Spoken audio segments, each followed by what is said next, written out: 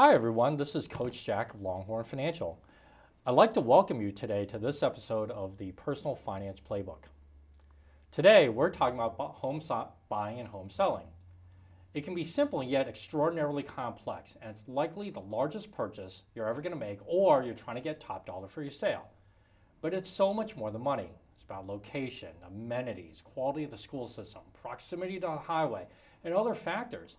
And these things are really priceless, yet are some of the most important things when buying or selling a home. To share some important tips with us, joining me today is Joe Porter of Layer Realty Partners to share some of her insights. Thanks for being on the show with me, Joe. Thanks for having me, Jack. Well, let's get right into it. So today, I know that there's different types of real estate markets. And in your opinion, based on what you're seeing out there today, what type of market are we in today? We are in a very true seller's market right now. A seller's market. Okay. And so what are some of the characteristics, or how would people know that it's a seller's market as opposed to a buyer's market? When there's very little inventory or no inventory, and there's just so many more buyers out there than the homes can hold. So just your opinion. I mean, I'm sure that there's a lot of reasons why this is the case, but I've heard that a lot in the news about how there's really very little inventory, especially at sort of the entry level or low end of the market. Mm-hmm. What are some reasons for that? In your opinion, just what you've seen out there. Well, some sellers are afraid to put their homes on the market. They don't know what's going to happen with their jobs. They have the opportunity of either putting on an addition on their home, staying where they are, because with very little inventory, those sellers really are afraid they have no place to go either. If they don't have a plan B, stay with family, friends, what have you, or have a second home, then they take the risk of not being able to find a home themselves. Right. After all, I mean, if you sell a home, you still need a place to live, right? Absolutely. So if you sell one, you gotta buy one.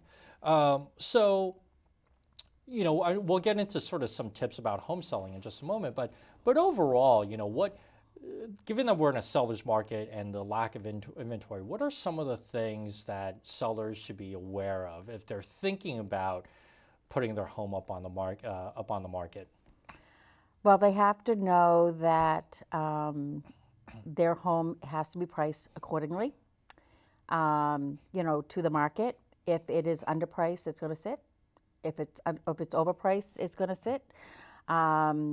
But there's things that sellers really have to know as far as the curb appeal. Things like that. They have to have curb appeal. They have to have less is more is another saying we have in our business. Less is more. The less furniture you have in your home, the more the staging that it's done, then they will most likely get top dollar if it's staged. Okay. It's interesting you just mentioned something about how, I know intuitively if something's overpriced, then the house might sit for a while, right? Mm-hmm. That makes logical sense to me. Absolutely. And I think it would make sense to most people. Mm-hmm. But you mentioned also that sometimes if it's underpriced, it can sit. Mm-hmm. So talk a little bit about that for a moment. So why is that? It could be the location. It could be near a train station. It could be near a prison. I mean, it could be near the location is where every home out there is for the right buyer. Mm-hmm. And so buyers would say, well, why has this house been sitting on the market this long? The right buyer hasn't come along yet. I mean, there is every right home for every right buyer out there. Okay. So, maybe not necessarily underpriced they sit, is more as overpriced. But in this seller's market today, if a home is priced right, it's going within hours, not just days. It's going within hours. Within hours. That's amazing. Hours. And there's not one offer. There's multiple offers. We've seen some homes that have had, and I kid you not, 11 offers. Wow. 30 offers. Wow. And there's only one buyer for each property. Right. So right. That's a lot of competition. That's a lot of competition. So let's talk a little bit about the sellers, and then I want to get to the buyers later. Mm-hmm. But on the selling side, so you're talking about if it's staged properly and less is more with furniture. Share with our viewers a little bit some of the tips about sort of staging the home. You mentioned curb appeal. What are some other tips that folks can do to try and increase the value of their home or try and get as close to their ask as possible? Well, first of all, big ticket items I consider, or we consider, us realtors consider, are what, like you have a home inspection, and these are things like the roof, the electrical, the plumbing. These are what we call big ticket items. If all that is taken care of, been maintained, then everything else is cosmetic. Carpets, flooring, that's all cosmetic. Paint, someone might walk in, a buyer might walk in and say, oh, this whole place needs to be painted. I need to take this much off of the price. It's cosmetic, okay? The heating system, that can run you $8,000. Sure, sure. So that's where you can start eliminating. So what most sellers are told is once your big ticket items are taken care of, maintained, then everything else is cosmetic. But those cosmetics do cost money too. So if a buyer were to put in an offer and they would put it in, say, $5,000 less, that's the reason why, because those cosmetics are going to cost them X amount of dollars. Okay. Okay? Sure, and that makes sense. Out of the home sort of major items, right? So you're talking about sort of like heating, plumbing, electrical, the roof, presumably. Those are important. But based on the cosmetics, would you say that or in your experience, let me put it that way, would you say that there is one or certain items a little bit more important, or buyers look for more than maybe others? The roof is huge, and what realtors say to their buyers is, unless it's leaking, unless it is, inspectors can say it's at the end of its life. That's okay, but it's something they need to plan on in the future. They might have another 5 years on it, so buyers would say, "Oh, I want to take X amount of dollars off of the roof." And the sellers actually can say, no, I'm not doing that because it still has life to it. Sure. You have to plan for that in the future. Right. Now, so those are major items. What about some of the cosmetic items? Are there some that buyers sort of look for more than others? So carpet is a huge thing. A lot of buyers like hardwood floors. So if it has carpets, they might have allergies and they can't have carpets. So they would go in and they'd put in an offer with a home that has carpet, but they would decrease their offer knowing that they have to replace that. But again, the sellers, even at a home inspection, FYI to the buyer. It's not to the seller, it's to the buyer. And the sellers don't have to agree to do anything at all. Okay. It's so funny to me anyway, where you mentioned carpet, and I know that hardwood floors are much more popular. But I can remember a time when I think it was a while ago, but I can remember a time when people wanted carpet, and not to mention when you're walking around at night, your house carpet, hey, it's comfortable. It's comfortable. Right? It's a nice feeling, right? So it's kind of interesting how the pendulum has swung the other way, right, with hardwood floor, as good as it looks. So now, let's talk a little about staging.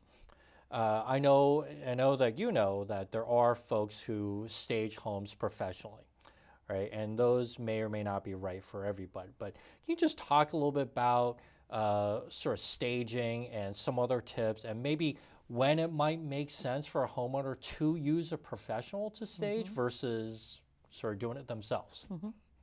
So there are some homes out there that are vacant. They may be a flip property where an investor will come in and they'll purchase the property and they'll flip it, and it's vacant.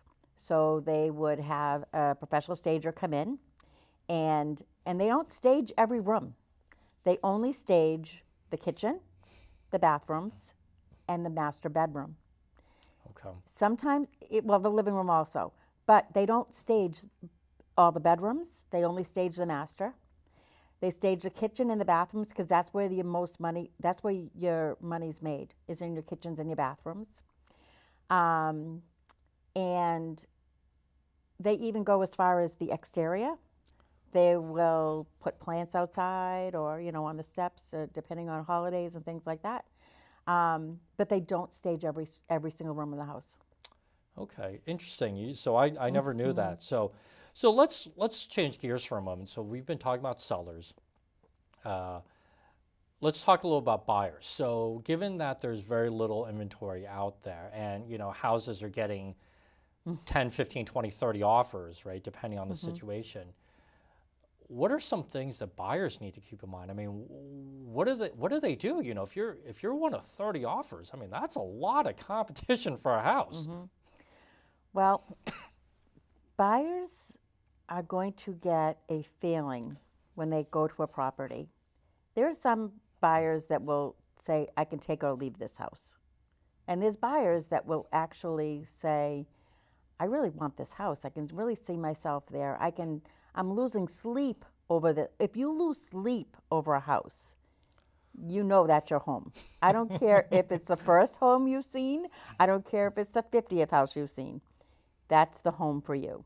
And, buyers don't realize that when it's told to them until they actually experience it. But I'm sorry, I forgot what the question was. No, that's so okay. Sorry. But some of the things that buyers need to watch out or should consider going Right. into this market. Right. So they have to be educated. Their realtor has to educate them on the market, the location, that they really have to feel it. If they don't feel it, it's not the home for them. Okay. It's interesting you say that because I think back to when my wife and I bought our home. We had looked at a lot, the proverbial, we kissed a lot of frogs, as the saying goes, right? But when we walked into the home that we live in now, we knew it right away. We knew it right away. We could feel it right away, like you just said. So so it's very interesting. And we ended up putting an offer in the same day that we looked at it. So that home wasn't on very much, or on the market very much, I should say. So you talk about looking at homes, but can you just share with us, when you work with buyers, right, prospective buyers, what are some of the things that, or some of the steps that you like to see them accomplish as part of this process, or maybe certain things that they should have already accomplished, either when they're talking to you or by the time they come talk to you? First of all, buyers need to be approved or pre-qualified, as what it is today. Because they're out there looking, and they're looking at homes that they can't afford, because they don't know what they can do. They don't know what they're pre-qualified for. It's okay to look online. It's okay to do a drive-by, but do not physically walk into a property unless you know what you can spend. Because if you're not pre-qualified and you walk into a property that you can't touch, you're going to be devastated. Absolutely devastated. You'll fall in love with the property, and then you can't get it. Right, can't get it. So that is one of the things. Also, they need to choose the realtor for them. They have to make sure that they choose the realtor they're comfortable with, that knows the location, that knows the areas they're looking for. That, in some cases, first-time home buyers, they want to go with someone who's actually a first-time homebuyer specialist who knows how to hold their hand for the entire process, and who's not going to who's going to listen to what their wants and needs are, and not just dismiss them.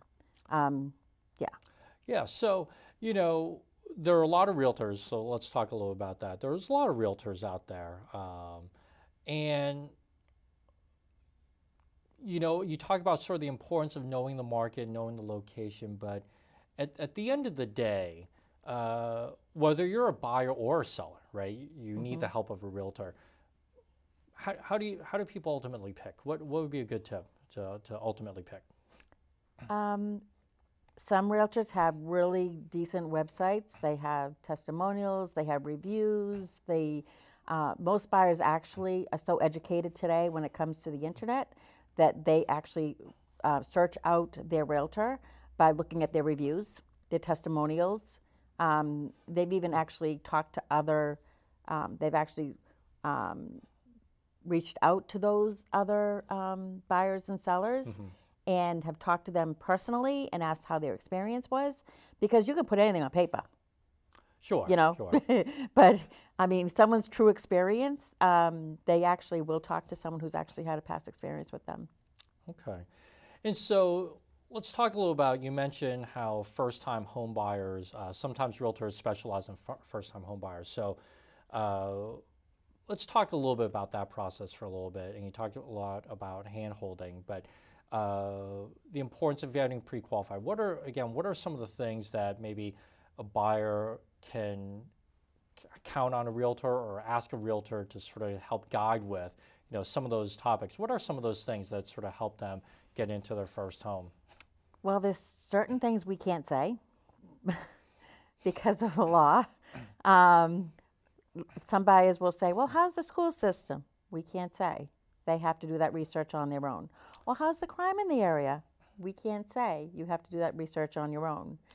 You know what I'm saying? So, okay, interesting. Yeah, so we can't say certain things.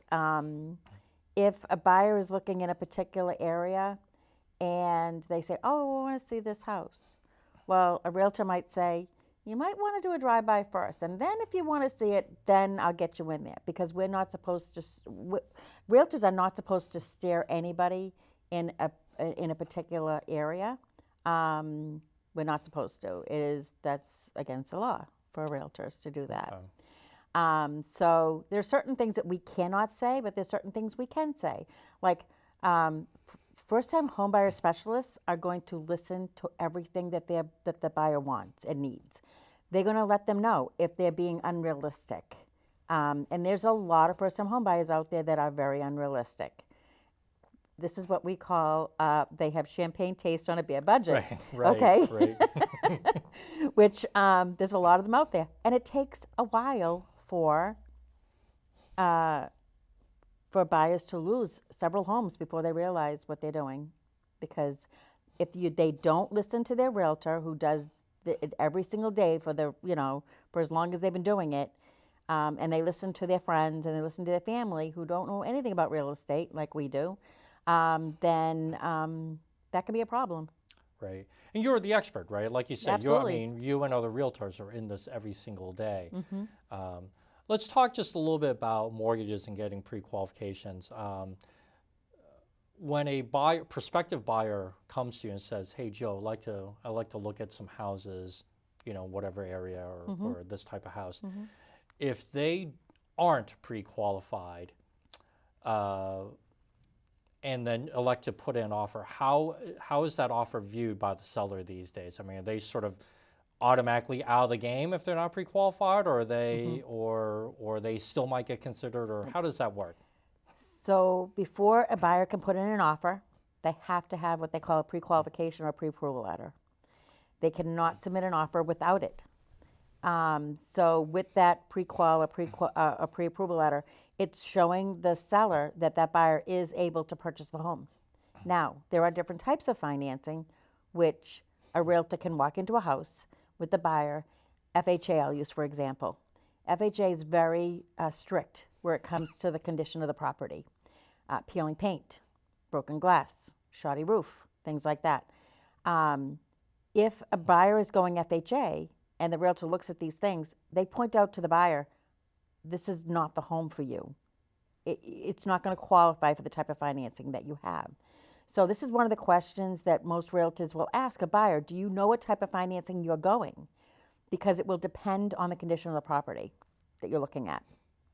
Okay, so where you don't do mortgages yourself, but obviously because of what you do as a realtor every day, you obviously have to be familiar with all of these different programs. And like you said, if they're going one program, FHA as an example, but the home is in disrepair, it wouldn't qualify. So you would, look, get a different type of financing, or let's look elsewhere. Yep. Right. Plus, there's also, buyers are not aware of this, but there's actually first-time homebuyer programs out there as well, where if they don't have a down payment, they can actually get assistance. Okay.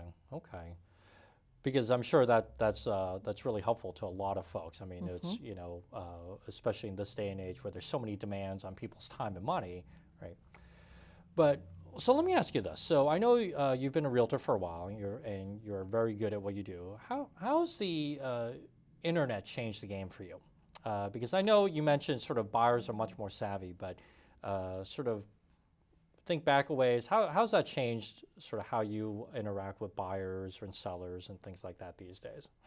Well, it's changed over the years. I've been doing this 17 years, and back in the day, we used to get a paper called the Suburban, and it was the Thursdays was the day. The phone was ringing off the wall because people saw the paper.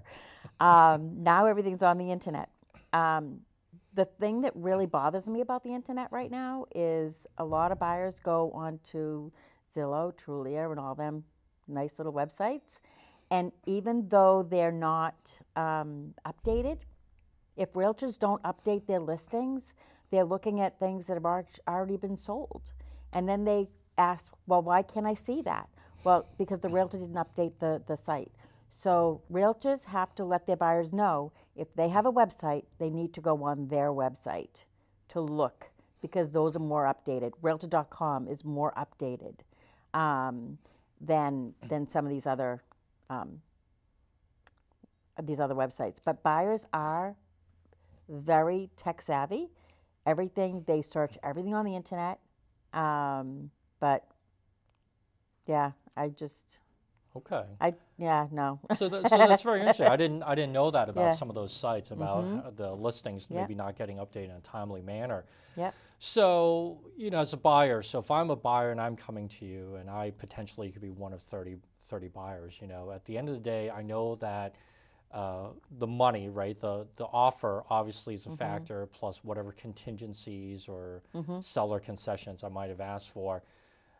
But at the end of the day, if I'm one of 30 buyers, what have you seen that just ultimately comes down to what, is there a magic formula? Is there a secret? Because I know it's not always the highest bidder, No, usually, but not always, right? So what's missing? It's the situation. Sellers may not take the highest offer. It may depend on the terms. If the person wants to close faster, if the person's putting down more money versus someone's putting down less money. Letters. Buyers are giving letters these days to the sellers. They pull at their heartstrings, and the sellers fall in love with that person by reading their letter. And it might not be the highest offer. It could be the lowest offer. It could be a little bit under asking. It doesn't always come down to the money. It doesn't. Now, do you advise these days that buyers automatically include a letter like that with the offer? Is that something that you typically tell your buyers? I do. You do? Okay. Yes. But it has to be genuine. It can't be just something that they put together. It can't be a form letter. It has to be genuine. It has to, like some sellers have animals. If you have an animal and you want to stress that you want, the yard is beautiful, it's got a beautiful yard for my dog. And I see that you have you know what I mean? It's like you have to find a common denominator. If you don't find the common denominator, it might not work. But it has to be, we've seen some letters that are not genuine. And people can tell. And they can tell, okay? Yep. But yes, most professionals will say not to attach a letter, but I've seen it does work. Does work, right? Yeah, because it helps it helps get a better picture, I'm sure, for the seller, right? To get a better picture of the buyer as the person versus just a piece of paper. Well, you have to also understand too, a lot of these sellers are in their homes for many, many years, and they want someone who's going to appreciate that home as much as they have, and they're going to read that letter and they're going to know if that's the person they want in that house. Yeah, when my wife and I bought our home, our neighbor was very good friends with the former owner. And we'll hear occasionally from her neighbor, oh, the former owner might come back and visit. But sometimes she thinks that she wants to come back and visit and see the house and see maybe if we've done anything to it. And other times she can't quite bring herself to it because, I think to a certain extent, she still thinks it's her home, even though she sold it. So I understand, there's a huge emotional attachment.